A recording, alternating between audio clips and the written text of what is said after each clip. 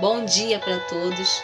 Nós estamos aqui reunidos para mais uma vez nós estudarmos a palavra do Senhor nessa manhã, na lição 9, né?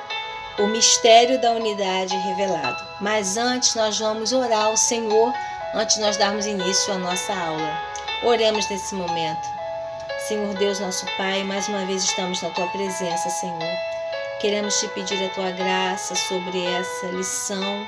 Queremos pedir que o Senhor abençoe cada lar aqui representado, que o Senhor possa, Deus, visitar cada família nesse momento, com sua provisão, com seu consolo, com seu conforto, nos abençoando, Senhor, curando as enfermidades, visitando nossos irmãos e irmãs que estão precisando tanto de Ti nesse momento. Entra com providência nas nossas vidas, Senhor. Nos conceda essa manhã abençoada na Tua presença, estudando Tua palavra. É o que nós Te pedimos, em nome de Jesus. Amém. Amém? Vamos fazer a leitura da palavra do Senhor no livro de Efésios, do 1 ao 13. Abra sua Bíblia nesse momento, deixe sua Bíblia aberta, porque nós vamos citar outros versículos para estudarmos juntos a palavra do Senhor. Assim diz: o ministério da vocação dos gentios e o apostolado de Paulo. Diz assim: por esta causa, eu, Paulo, sou o prisioneiro de Jesus Cristo por vós, os gentios, se é que tendes ouvido a dispensação da graça de Deus, para que convosco me foi dada. Como me foi este mistério manifestado pela revelação, como acima em pouco vos escrevi, pelo que quando ledes, podeis perceber a minha compreensão do mistério de Cristo, o qual noutros séculos não foi manifestado aos filhos dos homens, como agora tem sido revelado pelo Espírito aos seus santos apóstolos e profetas. A saber que os gentios são co-herdeiros de um mesmo corpo e participantes da promessa em Cristo pelo Evangelho, do qual fui feito ministro pelo dom da graça de Deus que me foi dado segundo a operação do seu poder. A mim, o mínimo de todos os santos, me foi dada esta graça de anunciar entre os gentios, por meio do Evangelho, as riquezas incompreensíveis de Cristo, e demonstrar a todos qual seja a dispensação do mistério, que desde os séculos esteve oculto em Deus, que tudo criou, para que agora pela Igreja a multiforme sabedoria de Deus seja conhecida dos principados e potestades nos céus, segundo o eterno propósito que fez em Cristo Jesus, nosso Senhor, no qual temos ousadia e acesso com confiança pela vossa fé nele. Portanto, vos peço que não desfaleçais nas minhas tribulações por vós, que são a vossa glória. Amém? É o mistério da unidade revelado. Que mistério é esse? Você já parou para pensar o que significa mistério? Mistério é algo ainda oculto que precisa ser manifestado, revelado, explicado. Na Bíblia existem muitas coisas que ainda são mistério. Um exemplo delas: muitas pessoas se perguntam, fazem pesquisa: qual era a marca de Caim? Que marca era aquela que Caim tinha, que todos, quando o viam, o identificavam? É um mistério. Um dia, quem sabe, isso será revelado, assim como várias questões da Bíblia. Então, mistério é algo ainda oculto, que uma hora ele é revelado. E nós temos vários objetivos nessa lição. Explicar que judeus e gentios seriam um só corpo. Explicar que mistério é esse que o texto está falando. Expor como e quando Deus iria revelar esse mistério. E mostrar que desde a eternidade haviam mistérios para serem revelados no tempo oportuno. Amém? Um mistério que o texto, que a lição quer trazer nessa manhã, vai ser revelado logo de início. O mistério é a igreja. A igreja de Jesus Cristo, ela é formada por gentios e judeus convertidos, unindo-se em harmonia, num só corpo, num só propósito. Deus, ele sempre teve, nós vamos ver no decorrer da lição, desde o Antigo Testamento, um plano, um objetivo que iria ser revelado, que Deus tinha uma vontade muito grande, que os gentios também recebessem as boas novas do Evangelho, e não apenas os judeus. E nós vamos ver no decorrer da lição. Então, o mistério revelado é a igreja, que é a união de judeus e gentios como o corpo de Cristo. O primeiro ponto da nossa lição isso foi tudo a introdução, o mistério oculto no Antigo Testamento. No Antigo Testamento, nós encontramos os judeus e gentios na seguinte posição. Os gentios ignoravam as promessas e os judeus se achavam exclusivistas. Achavam que era só para eles, que os gentios era a ralé, que eles não tinham direito a nada. A salvação, as bênçãos de Deus, eles achavam assim. E nós vemos aqui que os beneficiários da promessa não seriam só os judeus, que Deus também tinha planos que os gentios viessem a conhecer, mas ainda era algo oculto para os dois. Prosseguindo aqui, no ponto 2, diz assim, o desconhecimento do mistério. No Antigo Testamento já havia indícios de que as promessas não eram exclusivas dos judeus. Aí eu fui estudando a lição, lembrei de duas mulheres, como que elas não eram judias e como que elas entraram na linhagem de Jesus. Quando a gente vê lá no livro de Josué, capítulo 6, a tomada de Jericó, quando a ex-meretriz Raabe esconde os espias no telhado da sua casa. E Raabe, ela é liberta e ela tem ali um encontro com Deus. Porque a Raabe, eu estava lendo, ela era uma mulher que ela ouvia falar das grandes maravilhas que Jesus fazia, que Deus fazia para os israelitas. Então a Raabe, ela teve a sua salvação garantida ali porque ela deu escape aos espias e ela pediu que eles se lembrassem dela.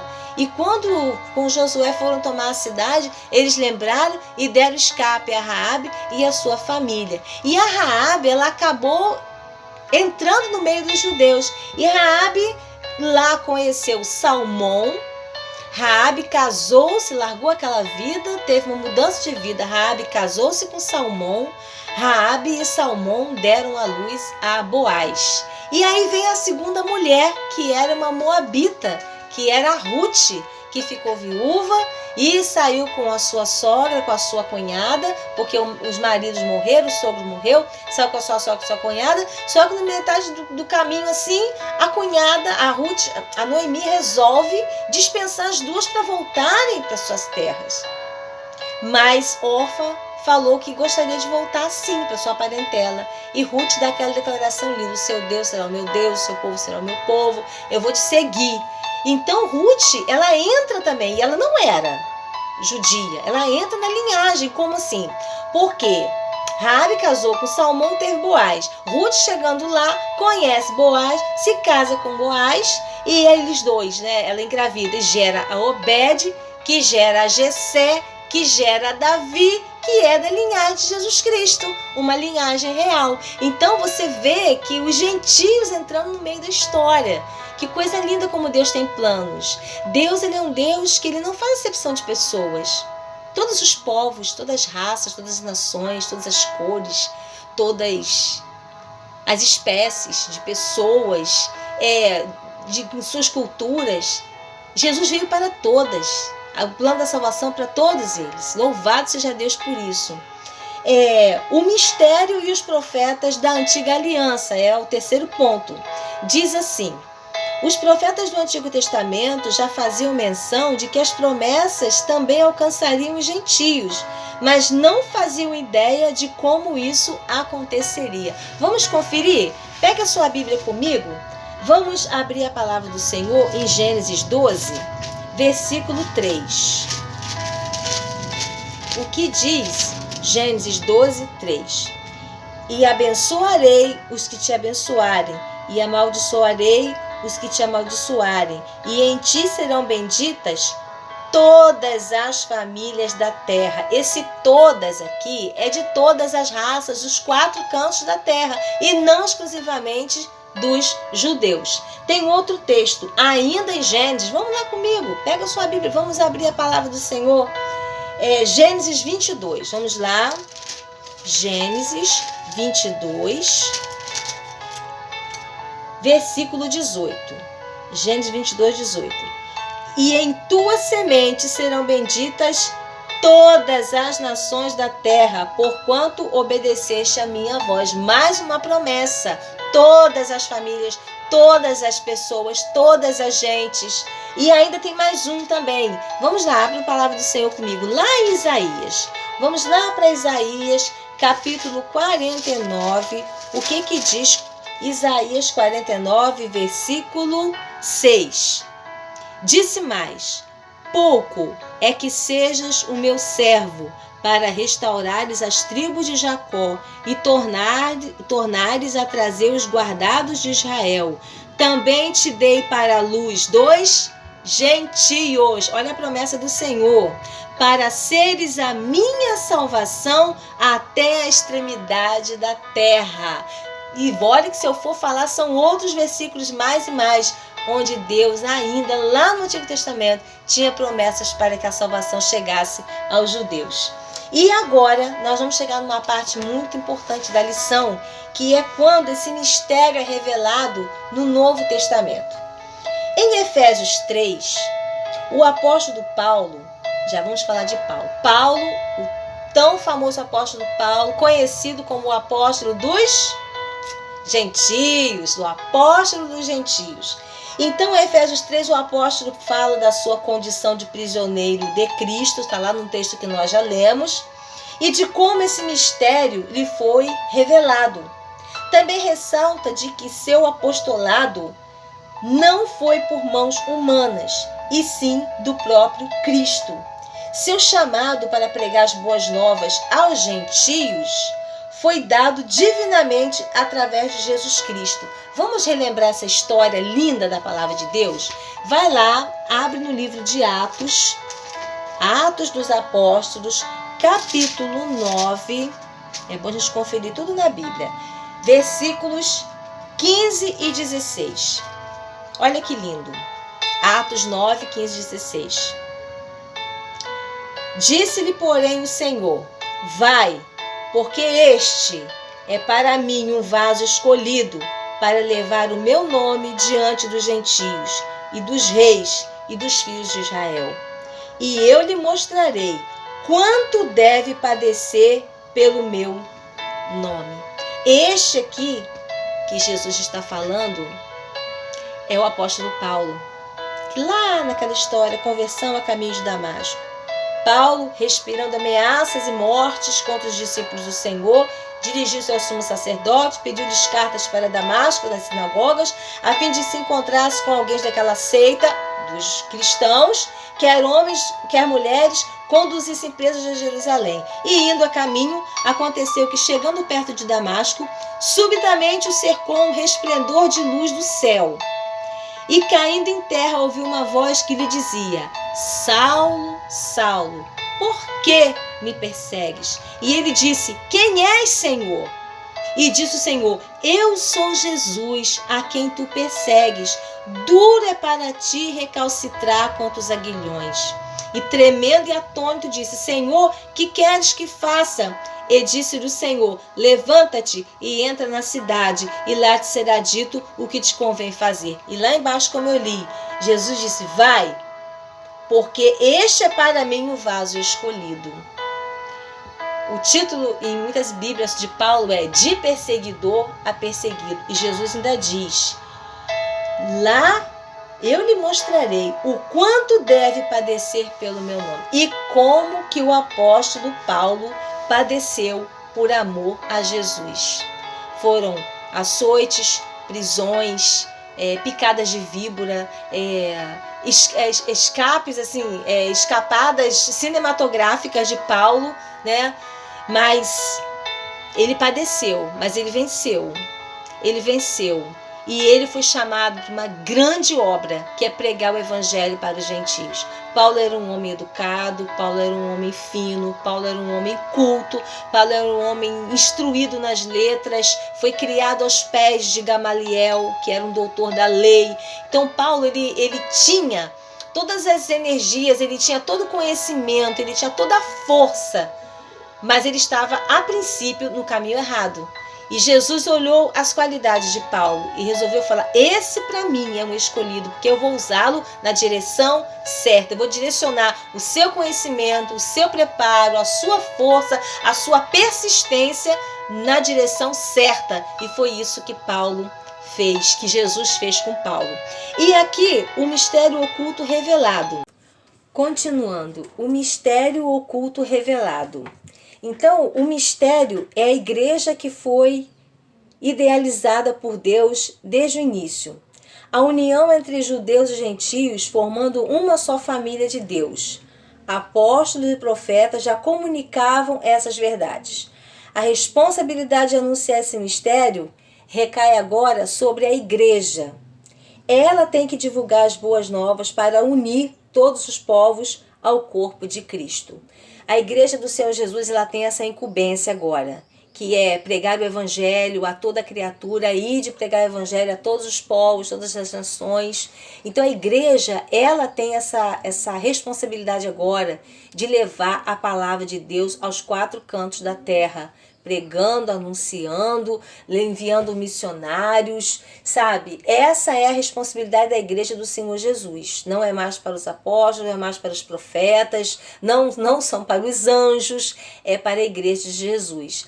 Anunciar o evangelho para o nosso vizinho, para o nosso amigo, para o nosso familiar, para o nosso colega de trabalho, através das redes sociais, fisicamente, no ônibus, aonde nós estivermos.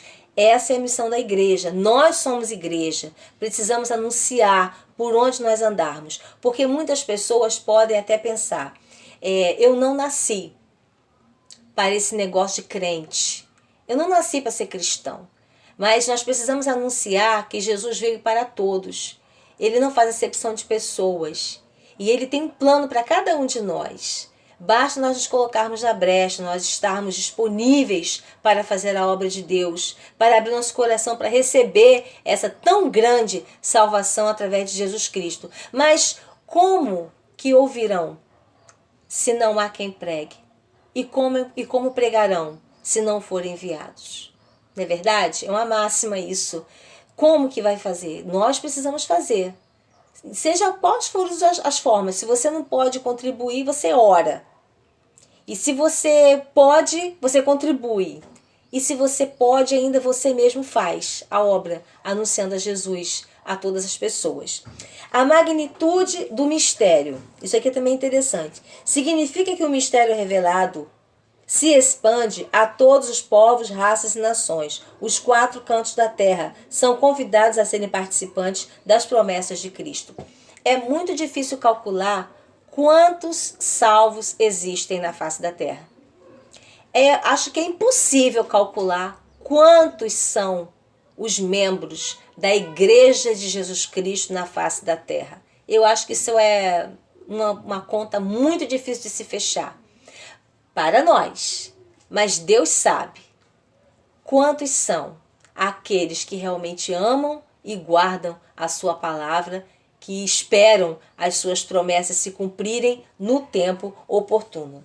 E o mistério pré-estabelecido por Deus, que é o terceiro ponto, já quase no final do segundo tópico.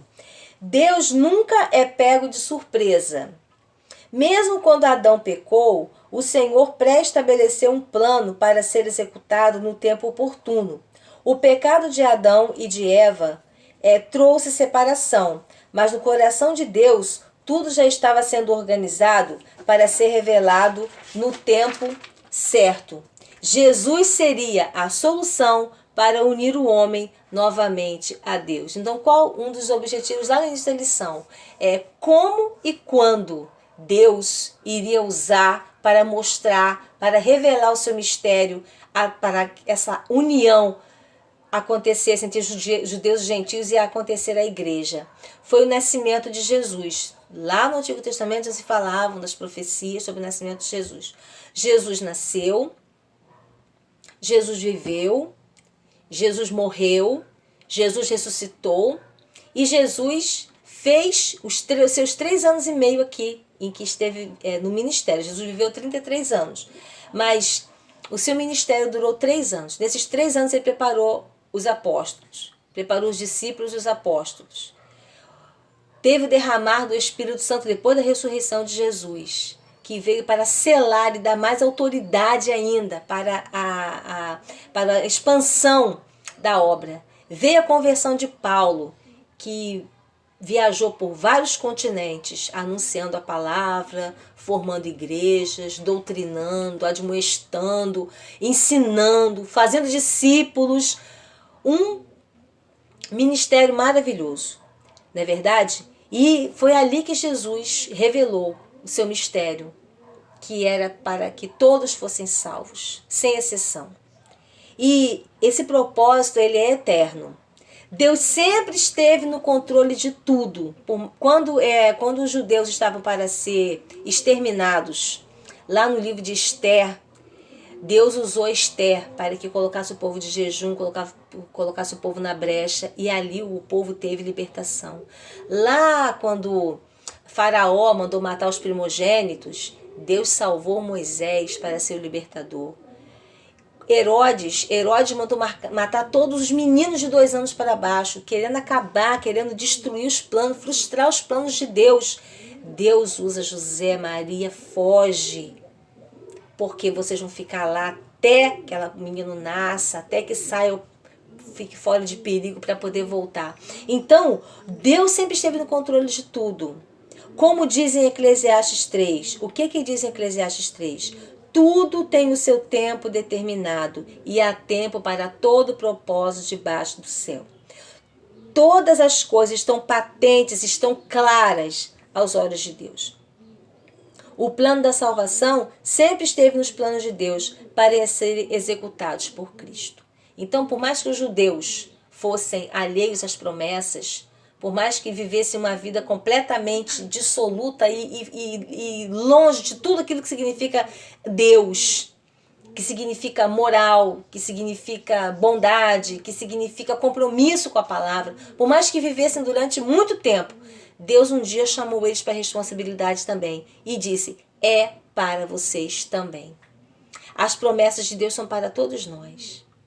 Nós estamos vivendo um momento muito difícil, em que nós muitos podem até falar, principalmente os que não são cristãos, está tudo acabado, o mundo vai acabar, Deus perdeu o controle. De jeito nenhum. Deus não perdeu o controle de nada.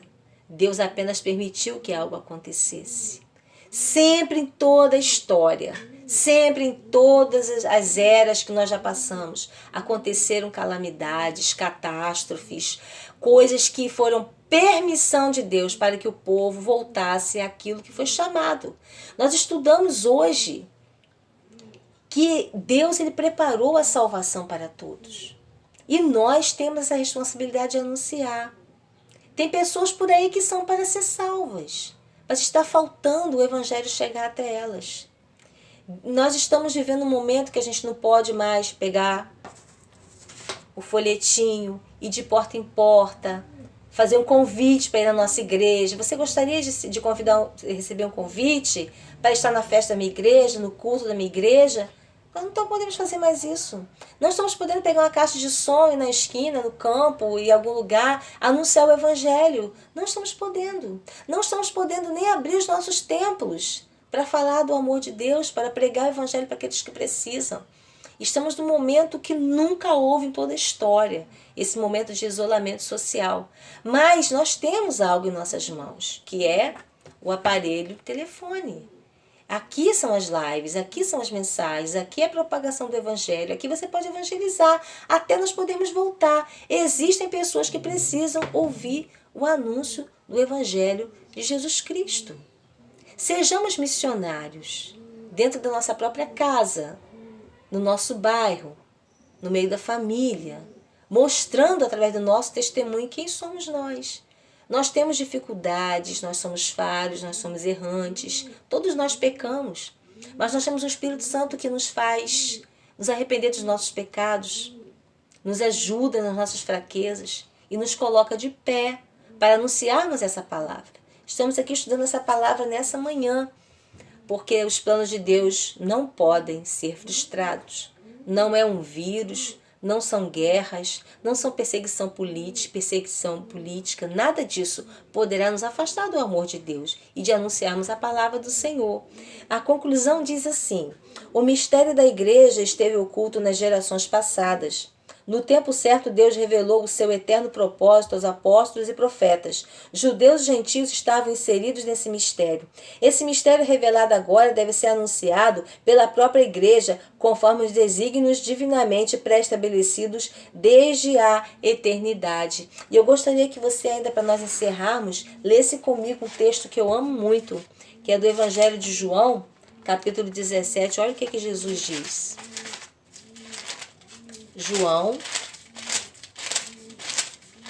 capítulo 17, do 14 ao 21. Leia comigo. Deles a tua palavra, Jesus falando, e o mundo os odiou, porque não são do mundo, assim como eu não sou do mundo. Não peço que os tires do mundo, mas que os livres do mal. Não são do mundo, como eu do mundo não sou. Santifica-os na verdade, a tua palavra é a verdade. Assim como tu me enviaste ao mundo, também eu os enviei ao mundo. E por eles me santifico a mim mesmo, para que também eles sejam santificados na verdade. Eu não rogo somente por estes, mas também por aqueles que pela sua palavra hão de crer em mim, para que todos sejam um, como tu, ó Pai, o és em mim, e eu em ti, que também eles sejam um de nós, para que o mundo creia que tu me enviaste. Como que a verdade da palavra vai ser revelada? Jesus, lá no livro de João, no capítulo 17, a oração de Jesus pelos seus discípulos. Não são apenas aqueles discípulos que estavam presentes ali. Jesus já orava por mim. Jesus já orava por você. Ele disse, não rogo somente por estes, mas também por aqueles que pela sua palavra hão de crer em mim. Nós ouvimos um dia a palavra, nós cremos em Jesus, nós estamos passando para frente aquilo que nós aprendemos.